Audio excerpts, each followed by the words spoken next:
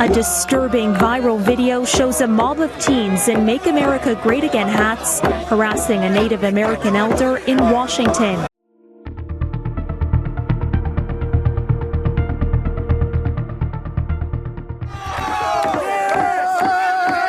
Caught on camera. Members of the Indigenous Peoples March, one playing a hand drum, surrounded by others wearing Make America Great Again hats and clothing connecting them to Covington Catholic High School. The students had just participated in Friday's March for Life rally, and they were waiting there near the Lincoln Memorial just as a rally for Indigenous peoples was wrapping up nearby. Some of them appear to be doing what's called a tomahawk chop.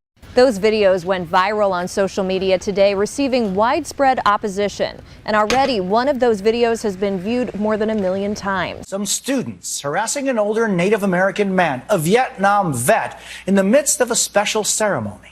It does look like that young man to me is taunting the Native American Vietnam vet. On the one side, you had a noble tribal elder, weather-beaten, calm, and wise. He looked like a living icon. You could imagine a single tear sliding slowly down his cheek at the senselessness of it all. And on the other side, you had a pack of heedless, sneering young men from the South, drunk on racism and white privilege. One young man is captured in a tense moment, now being replayed online, getting right in his face. The kid, Nick Sandmann, he doesn't seem to be afraid, but he did make a choice, and that was to make it into a standoff. That was not a good choice. I was scared.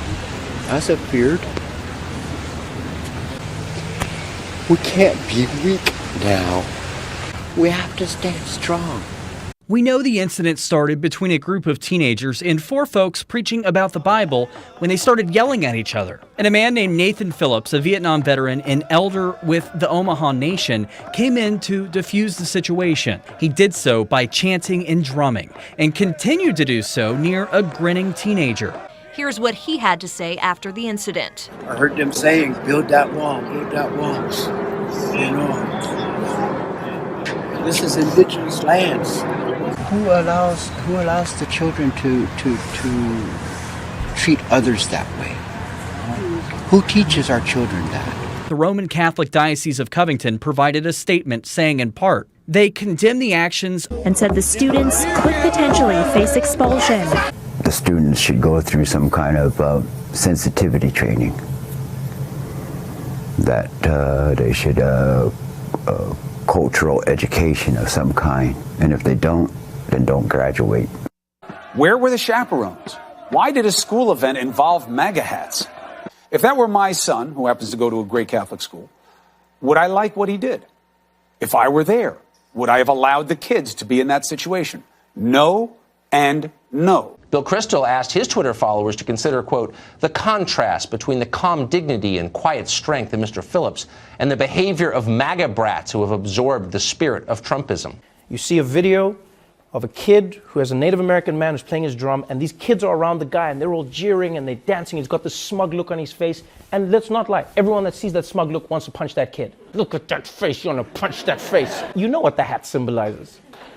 Those kids, they were being assholes, they're being kids. You know, they like Trump. That's another discussion that we can get into on another day. I don't think we can dissect the person's racism/white supremacy. I think it's too convoluted and complicated to get into.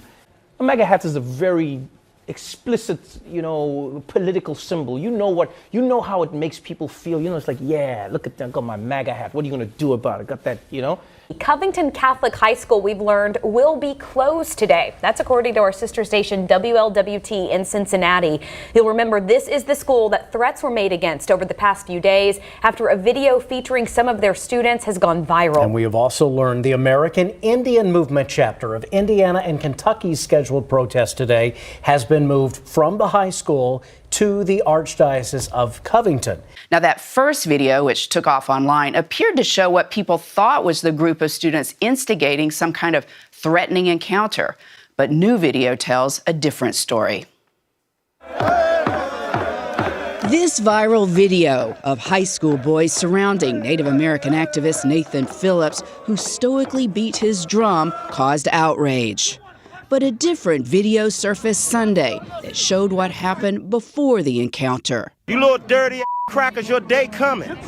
Your day coming. when a radical group of protesters called Black Hebrew Israelites taunted the boys for more than an hour with racist and homophobic abuse. This child molesting priest right there. Right. Let's make America great again. A bunch of child molesting.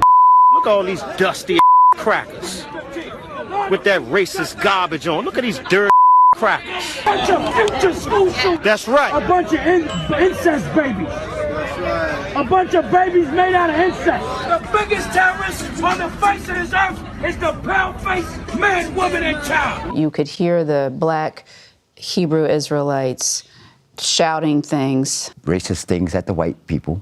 And They the were white shouting people, racist things. And the white people were shouting racist things back at the Black Hebrews.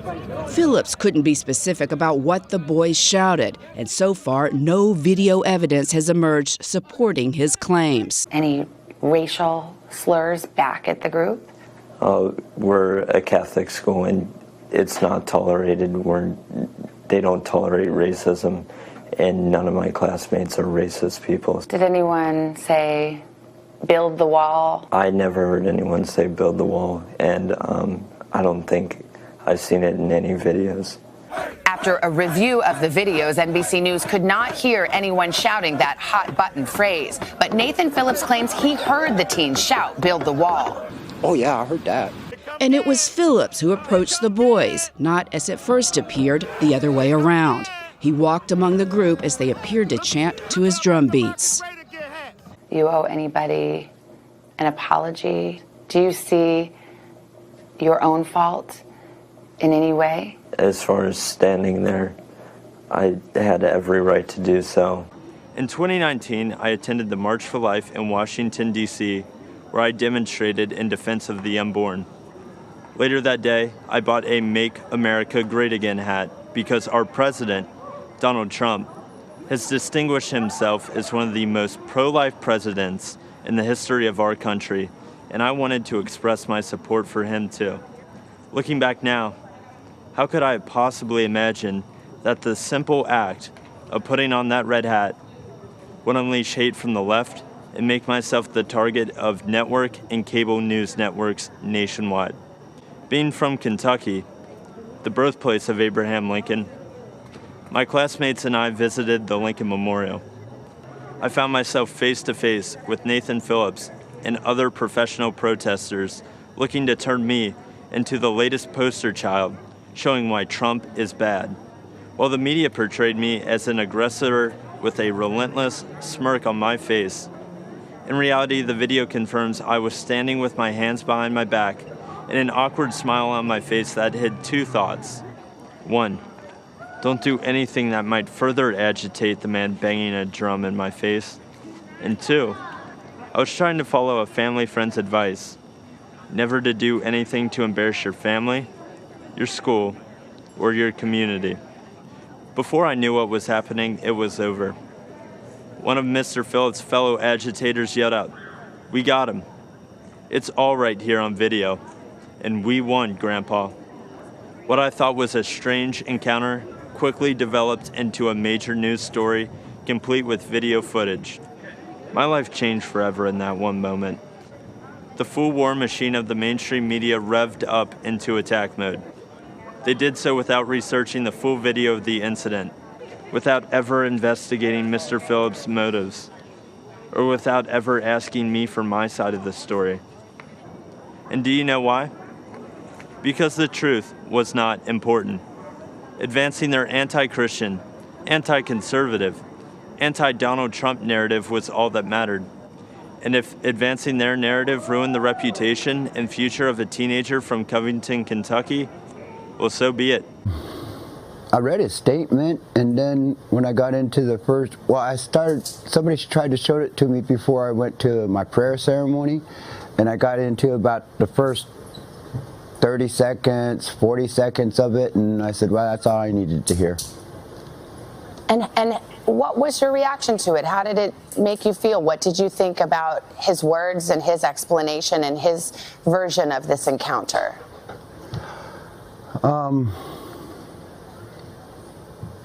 Coached and written up for him, insincerity, lack of responsibility.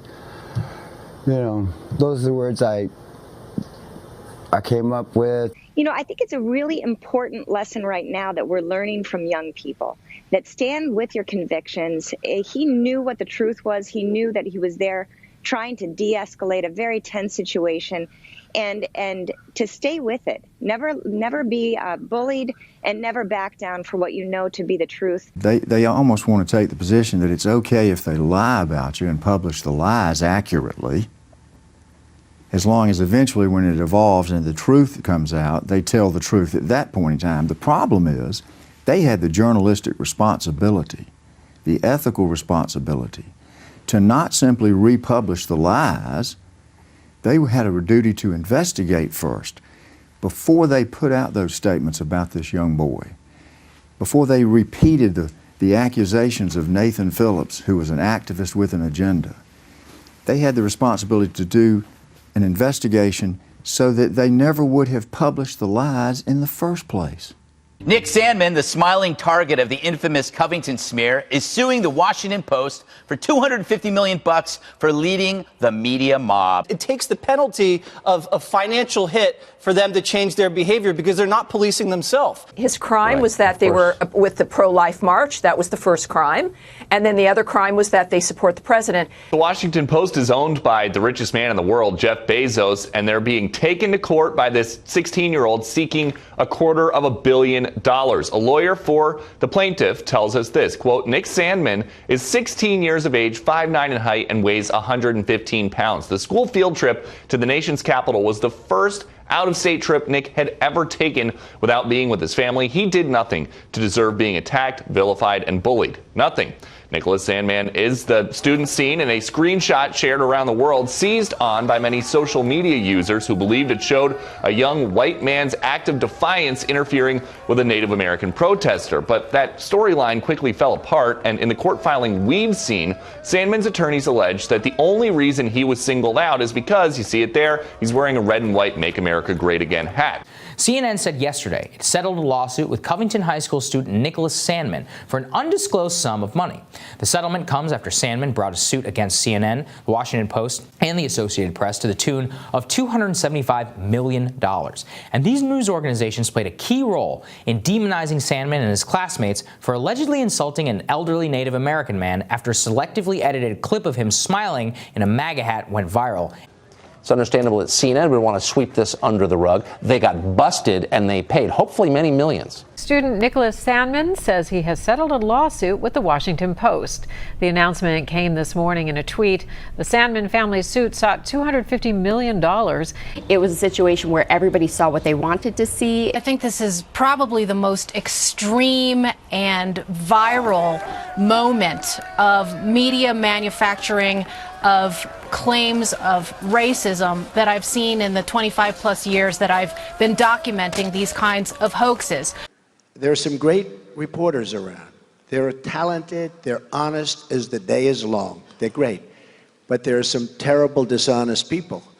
And they do a tremendous disservice to our country and to our people. This case, along with Kavanaugh and Smollett and 100 others, need to be a journalism course, one that reveals how echo chamber media gins up outrage, protects narratives, and steers social media into a frenzy.